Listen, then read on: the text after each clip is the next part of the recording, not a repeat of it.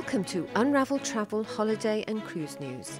In this programme, we highlight a few of the latest cruise ship refurbishments, showcase the new Qatar Airways Business Lounge at Heathrow Airport, and take a look at how the French Tourism Development Agency is encouraging us to fall in love with France once again. Cunard Line's flagship, Queen Mary 2, celebrated her 8th birthday in January this year. Late last year, the ship went under a major refurbishment and redesign in Hamburg. The Queen Mary 2 is an iconic leader in the world of luxury ocean travel and continues to receive high ratings by guests and the cruise industry, and remains a ship that still turns heads everywhere she goes.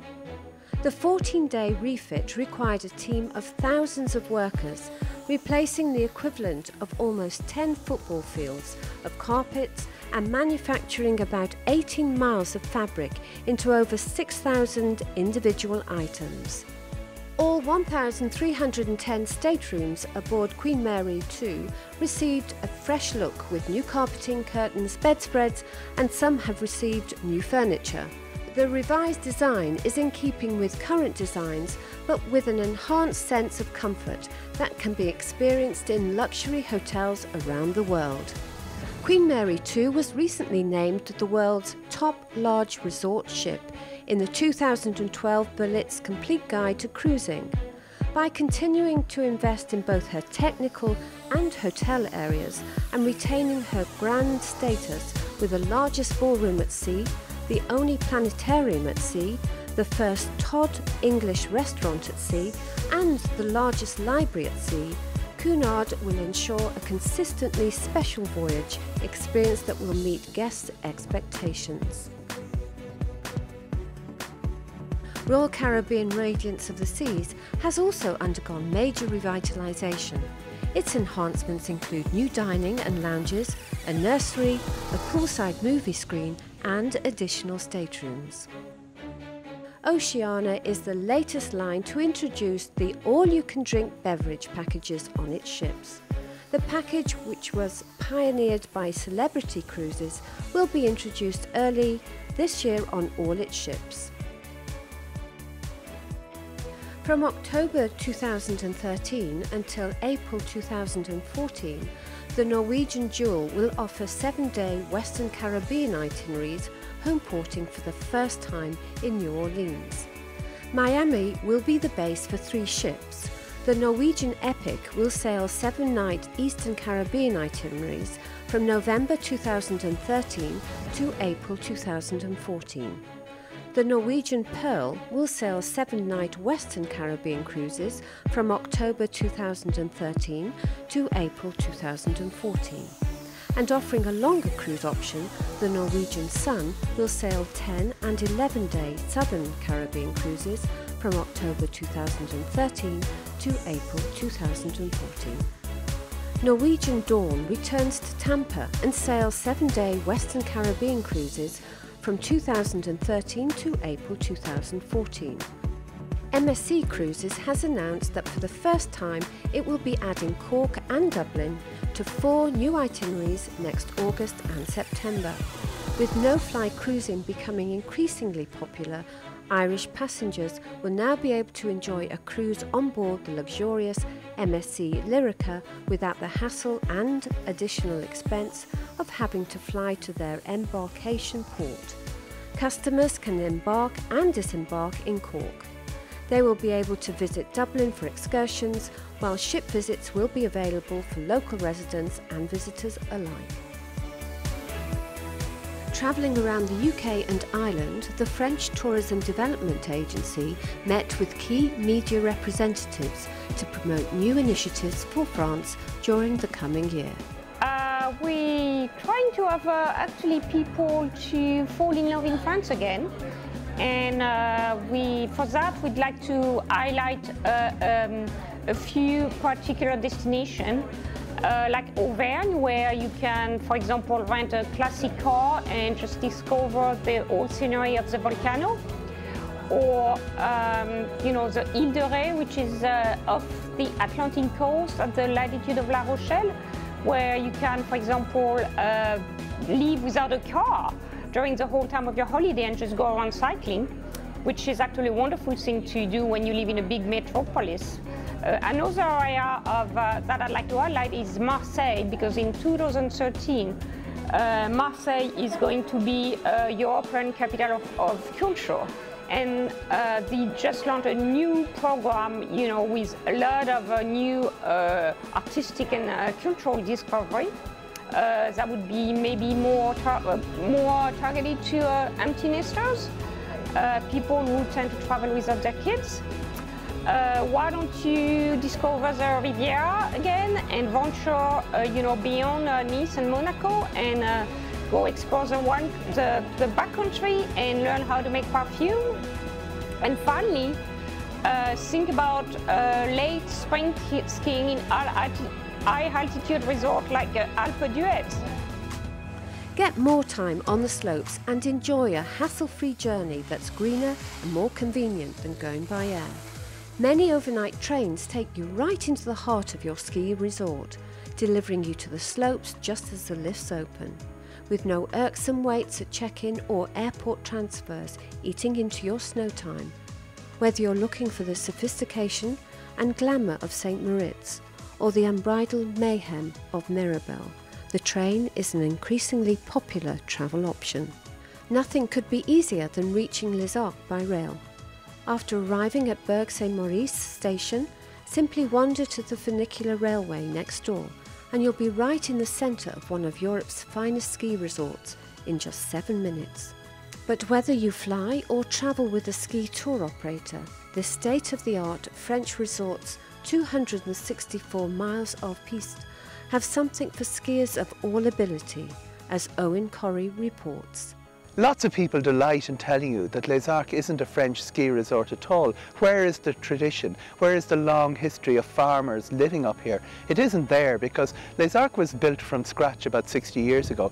But people who criticise it don't understand the point. The point is you wake up and you're already on the mountain. You're already in the position to start skiing down a little bit, up a little bit, head into some of the best skiing in the whole of the Alps. And you're sleeping there, you're living there, you're eating there. That's what brings so many people to Les Arcs year after year. Les Arcs is famous for many things, among them the longest black slope in Europe, the famous nosebleed. But up here, high above the tree line, you don't have to be an adrenaline junkie to ski, because this is a beautiful long gentle blue which goes all the way down to Arc 2000. Vallée de l'Arc, the Valley of the Arc, and it's really worth coming up here early in the morning, get your ski legs in, nothing too pushy, and settle in for the day.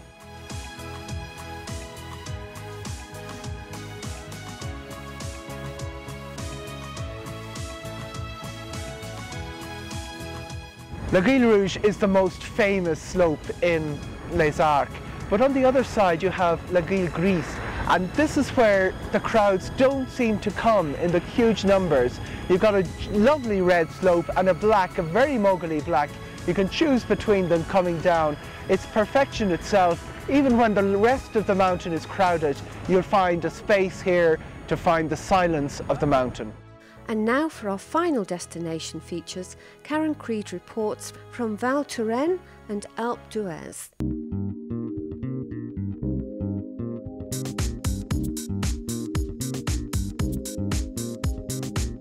Val Thorens is located in the French Alps, and it's the highest ski resort in Europe at 2,300 metres.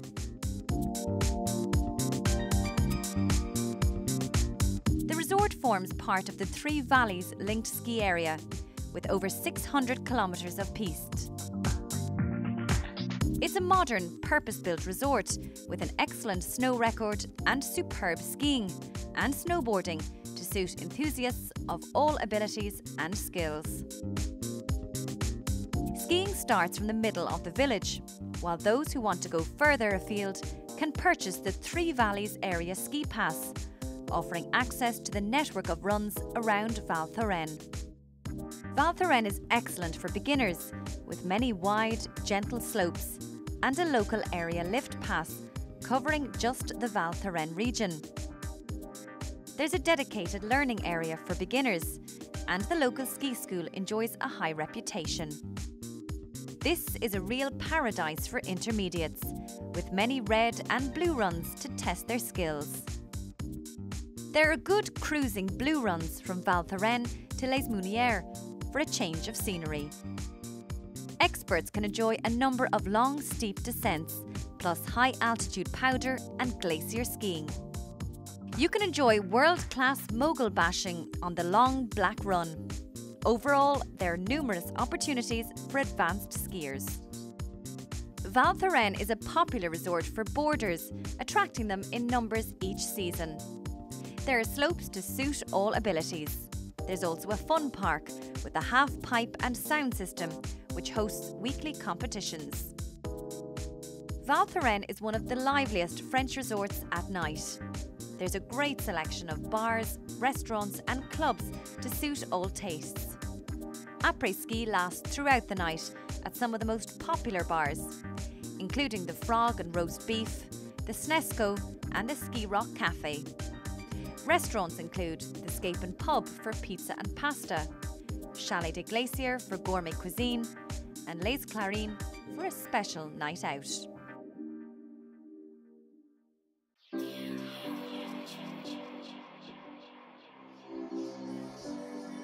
Alpe d'Huez is one of Europe's largest and highest ski resorts, and it basks in the sunshine of the southern French Alps.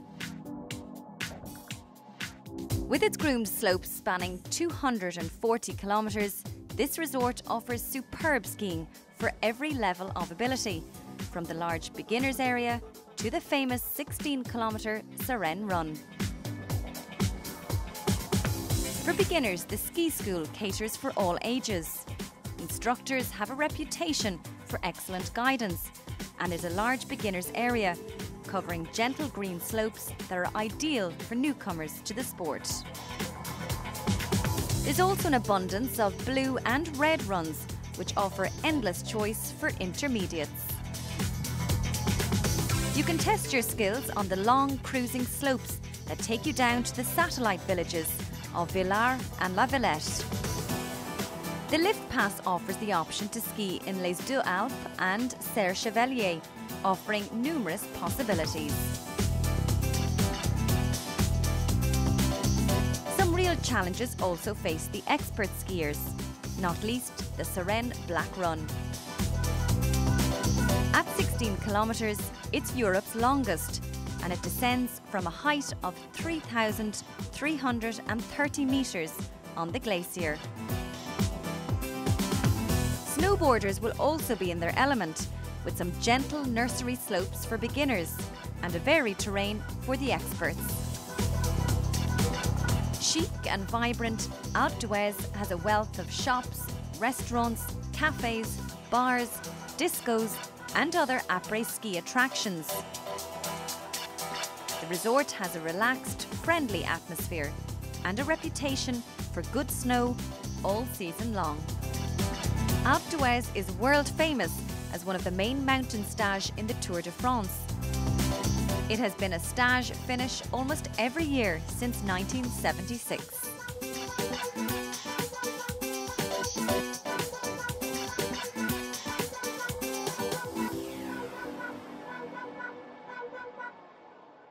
Aviation news. Emirates is doubling its Heathrow A380 services, with more than 2,000 seats added to Heathrow weekly.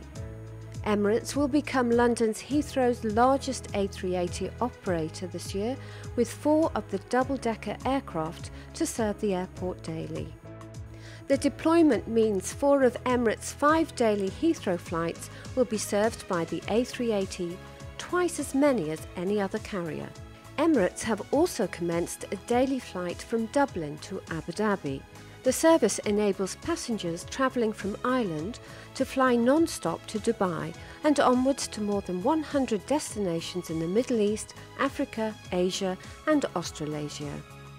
Etihad Airways will start offering onboard wireless internet access this year on its London route. At London Heathrow, Qatar Airways has opened its brand new premium lounge for first and business class passengers. The lounge is the first dedicated airport facility for premium passengers outside the airline's Doha hub. Our biggest frequency to any European destination is to London. We come here 4 times a day, and we are now increasing our frequency to 5 times a day. So it was only important that we have our own facility instead of going to people that have services that really doesn't match up to our 5-star ranking, our 5-star status. In Qatar Airways, we always like to do everything with class, and you will notice that Qatar Airways has been a leader in raising the bar for all the other airlines to follow.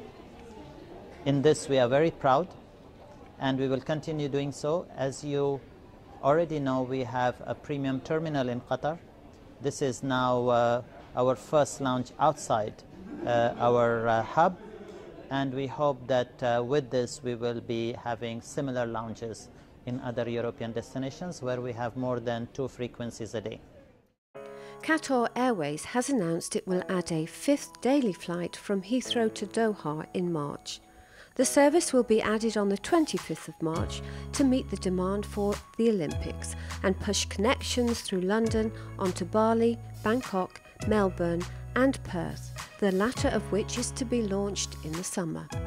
Turkish Airlines has announced it will add 3 extra weekly flights from Manchester to Istanbul in March. The new flights will operate on Mondays, Fridays and Sundays from 25th of March and will total 10 a week during summer. The carrier believes its sponsorship with Manchester United has helped boost demand in the area on a route it has served since 1993. Air Berlin commenced flights from the 15th of January, non-stop from Berlin to Abu Dhabi, 4 days a week. This inaugural flight was greeted by a traditional water cannon salute after touchdown at Abu Dhabi International Airport. Air Berlin will operate the new flights in conjunction with Etihad Airways. Air Canada has announced that it is to reintroduce its non-stop service between Dublin and Toronto this summer, operating up to 7 flights per week from the 8th of June this year. The Dublin to Toronto service will be operated by Boeing 767-300 aircraft, offering customers economy class and comfort plus seat, and from the 18th of June, the B767-300 will be equipped with both executive first and economy class seats. Swiss International has announced the launch of a new 12 times weekly non-stop service from London City Airport to Basel, starting on the 21st of May. The third biggest Swiss city, Basel, especially attracts art lovers with countless museums, theatres, galleries and famous events such as the Art Basel exhibition. Virgin Atlantic starts direct flights to Cancun on June the 12th, while Air France announced 3 flights a week to this Mexican resort. Dubrovnik in Croatia will be served by 4 new routes from the UK this year, as the year-round destination becomes increasingly popular with UK travellers. Jet2 is set to launch from Newcastle International Airport this summer, while Monarch will fly from Manchester, Birmingham and London Gatwick. Flybe will operate 6 new routes from the start of the summer season that offer up to 34 flights a week from 25th of March, expanding the airline schedule to 208 routes across its network. New routes include Newcastle to Newquay and Bergen. EasyJet and Iconica Aviation have announced that successful testing has taken place of its unique Ash radar technology. 203 Yankee, London 1279 and 795 203 Yankee. For a number of years now, we've been developing an instrument which we believe can detect volcanic ash in the atmosphere. During the eruptions in Iceland last year, in April last year, EasyJet were trying hard to get back into the air and make sure their passengers got to their destination safely.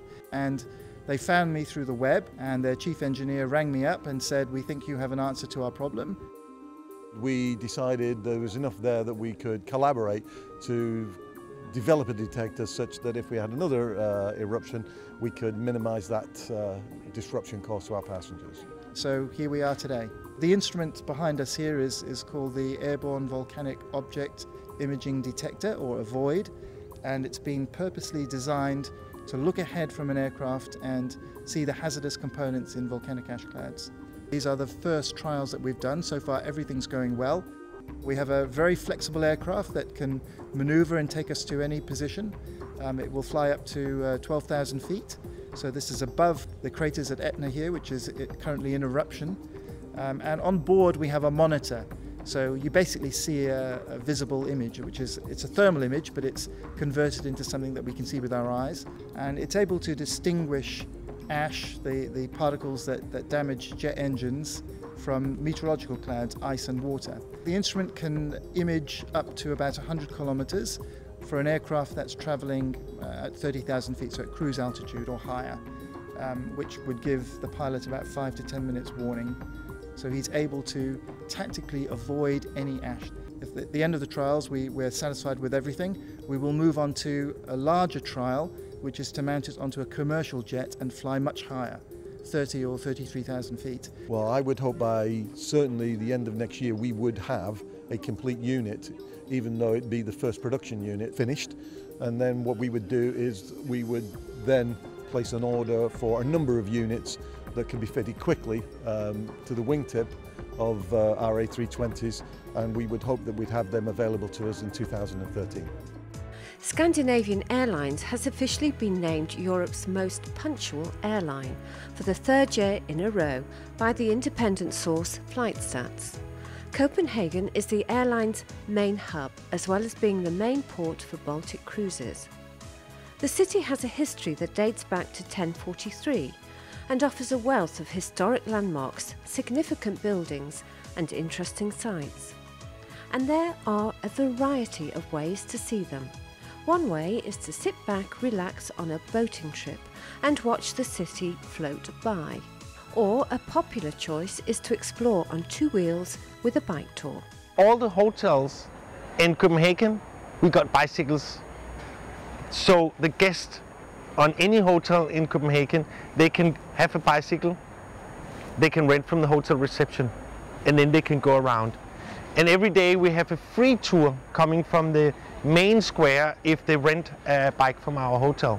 Normally what we do, we have a group of people and we have a lot of bikes, and then we take them around Copenhagen 2 or 3 hours, and we tell about the old city. We go to Christiania, around the town. In Copenhagen it's very safe to drive because there's bicycling lanes. So I would say anybody who can just sit and drive on a bike is able to do a bicycle tour in Copenhagen. That's what we do. Then we have a lot of rickshaws, and tourists take the rickshaws, drive around Copenhagen. There could be 2 people in the rickshaws. They are parked also, you can see up here. And we have 100 of those. A must-see are the romantic Tivoli Gardens amusement park, a blend of time-honoured tradition and modern technology. The Round Tower is the oldest functioning observatory in Europe, and stars have been watched here since 1642. The observatory is encircled by an outdoor platform from which you have a magnificent view of the old part of Copenhagen. And while you are exploring, look out for the statue of the Little Mermaid. If you're looking for a good restaurant, look no further than the Old Meat Packing District of Copenhagen. This restaurant is all about fresh food and seafood in a very high quality level, wine-wise, food-wise and atmospheric. We just hit something that was sought after. But we really focus on the quality, but try not to be posh or snobbish about it. It's set in the meatpacking district, and it's a very old area. It's been here for 80 years, and it's all heritage, so you cannot touch anything. So we sit in an old meatpacker's house where they used to butcher a lot of animals, and that's a very special setting. It's for me, it's a very beautiful room. In our next programme, we will be featuring London as it leads up to the Olympics, announcing more aviation and cruise news, as well as taking a closer look at Oman in the Middle East.